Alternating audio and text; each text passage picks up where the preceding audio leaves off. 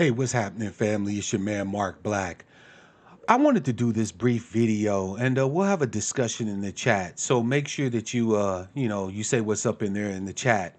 But I wanted to do a brief video offering a counterpoint, not necessarily a disagreement with the brother, but a counterpoint to a recent video that our dear brother ToneTalks, Antonio Moore, done, describing the incident with Kamala Harris and the protester that came up on stage, and some of what our response should be at these various events as ADOS.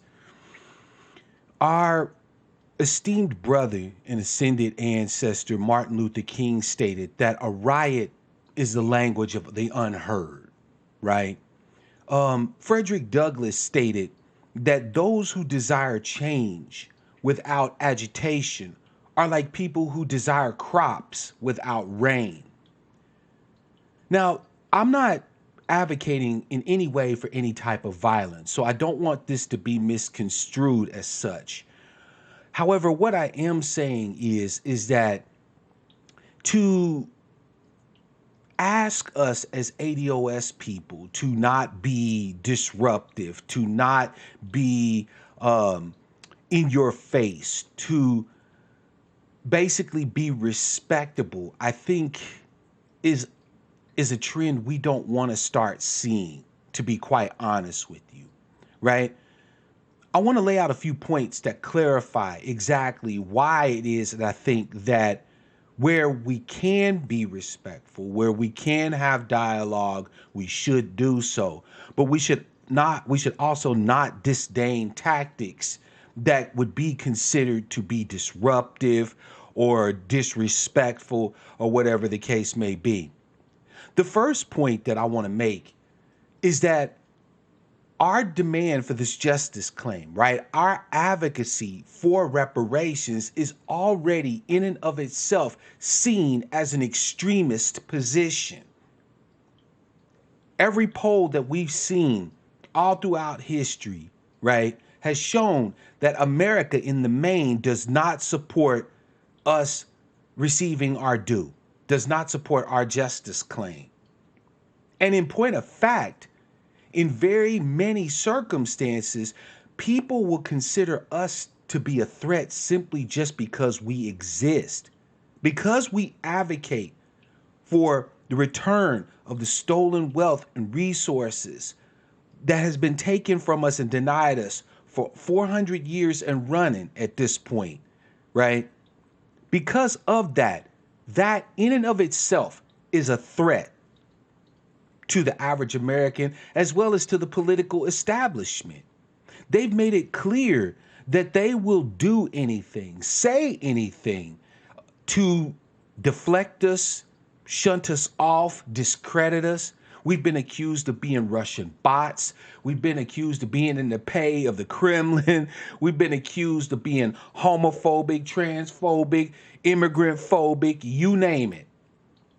All in an attempt to silence us. No one addressing the data that corresponds to our key points. No one's disputing what we're saying as far as our relative wealth position in this country and other matrices that we use to measure our status as citizens in America. No one disputes that. No, what they do is they engage in attacks. They write hit pieces in places like The Root, The Griot, The Final Call, and so on and so forth. They send minions and a whole cabal of individuals to try to get everything as a topic on the table except our remediation, our restoration, and our repair. So by the very fact that we exist and we advocate for the positions that we advocate, we are already seen as extremists. We are already seen as a threat.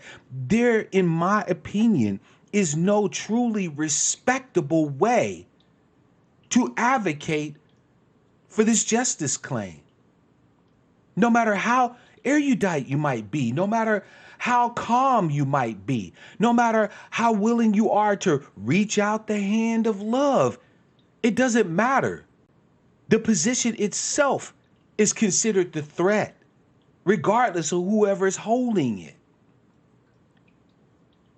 Another point that I would like to make is that in every negotiation, you have basically what comes down to two options, right? Or two things that you can place on the table. The first thing that you can place on the table is the carrot. You can say, hey, we're Americans too, right? We have fought in every war and supported every goal, even when we didn't want to, even when we were forced to. We have been the most American of Americans, right? All we're asking for is to be able to finally experience the fullest expression of our citizenship.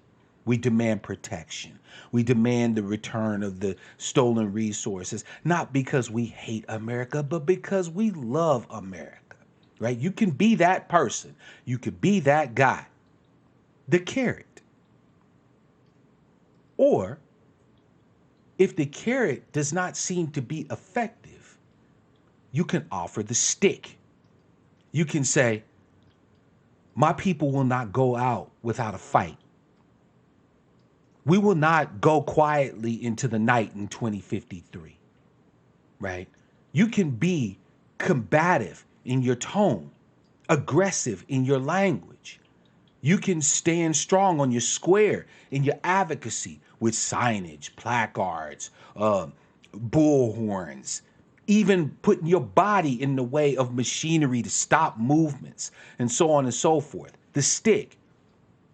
Now, any good negotiation will have a combination of both, doled out in a ratio that represents the relative movement of the negotiation. The stick is proactive. It is aggressive. It is designed to push, whereas the carrot is designed to cajole, to invite you, to be inclusive. The reason why I'm bringing up the carrot and the stick is because there has to be substantive movement before there's a shift in tactics. Right now, at this point in this transformational moment, ADOS is getting on the map. The topic of discussion is on the table for reparations. There's no doubt about that. Now, with that having been said, that is all that we have seen. So we have seen little or next to no substantive movement on our relative position. Yet, we're supposed to remove an entire portion of our stratagems, our tactics off of the table. We're only supposed to be, calm, rational, measured, well-spoken, considering decorum and the environment in which we're placed, right? As if these media events that these individuals are going to are some sort of heavy duty meeting where substantive things get done and movement gets made. No, these are basically dog and pony shows. In point of fact, there's been a legitimate, in my opinion, a legitimate issue raised that this whole thing may have been some sort of staged event. Now, I don't have any evidence, so I'm not willing to go out on a limb and say clearly that this was staged. However, there have been examples of events that have been staged, especially to individuals who are tied to this individual right here, to Kamala Harris. Or have we forgotten about Jussie Smollett's alleged attack that has now been shown to have been false, and his connection to the Harris campaign? So before we jump up and we become fearful, saying, well, if that had been one of us ADOS people, we would have been shot and it would have been plastered all over the news. Well, don't you think that was the whole point? Right?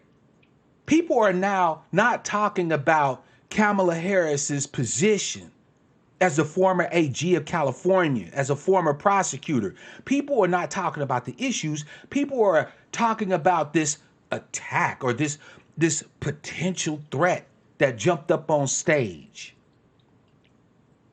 And that does not benefit Kamala Harris. That doesn't put her back in some way in as a topic of discussion. People like to claim that being calm, being rational, being measured is playing chess with politics, not checkers. And I could agree with that. However, when you know the game is rigged, you can try to play the game as much as you would like, but at some point you have to sweep those pieces off the board and reset under the proper rules, or the game can't be played.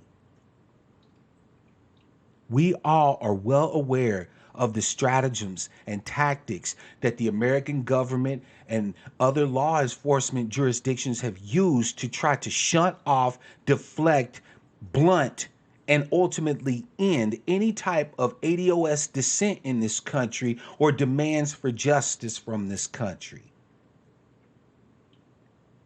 We're all aware of COINTELPRO. We're all aware of all the different stratagems and tactics they use. At the end of the day, think of what you would consider disrespectful or disruptional agitation as the left hand or the left pincer, right? In this pincer, right, you're using diplomacy, discussion, debate. And in this hand, you got bodies on the ground, people out in the streets, agitating, being loud, being disruptive, and yes, being disrespectful. And you allow your opponent to make the choice as to which one has the primacy of place. At the end of the day, family, what I truly want to say, and this is with all due respect to my brother Tone and to anyone else who cleaves or adheres to, the sentiments expressed in his video. We're not out here for respectability. We're out here for recompense. At the end of the day, it doesn't matter if Americans like us. That enhances our ability to move. It does not require respectability for us to make the moves that we need to make as ADOS folk. It does not matter if these politicians like us, if they're cool with us. It enhances things, but it's not a requirement. It's not necessary for work to get done. Our goal, ultimately, is the remediation, the restoration, and the repair of ADOS people. Now, we have a multitude of ways and routes we can get there. But at the end of the day, to disdain struggle, to disdain tactics that seem unsavory, unreasonable, to simply eliminate off of the table an entire spectrum of possible proactive and reactive responses, in my opinion, is not playing chess. That's basically rolling over and accessing to the loss you're about to take on that chessboard. Before I finish this video, I want to leave you with some final words, right? If you're going to hang for lambs, you may as well hang for sheep.